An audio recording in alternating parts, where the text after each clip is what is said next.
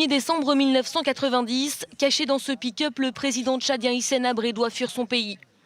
Il vient d'être renversé par son ancien compagnon d'armes, Idriss Déby, ex-commandant en chef de l'armée tchadienne, devenu le leader d'un mouvement rebelle basé au Darfour. La capitale N'Djamena est tombée en seulement quelques heures. Déby, lui, remporte une victoire éclatante. Basé au Tchad depuis l'indépendance, la France laisse faire. Elle voit en ce militaire diplômé de l'école de guerre de Paris un allié plus malléable que le bouillonnant Hissène Habré.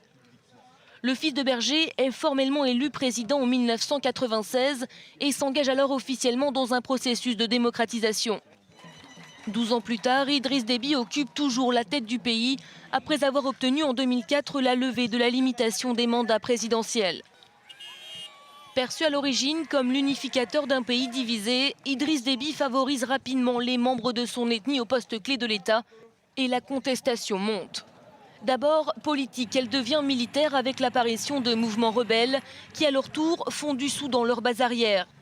En 2006, les insurgés marchent sur N'Djamena.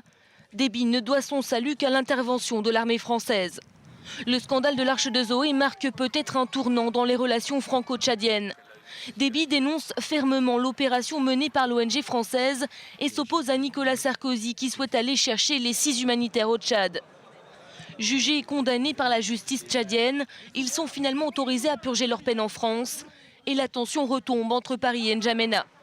Alors que la rébellion menace à nouveau le pouvoir d'Idriss Déby, la France annonce un renforcement de son dispositif militaire épervier, officiellement pour protéger ses ressortissants basés au Tchad. Likey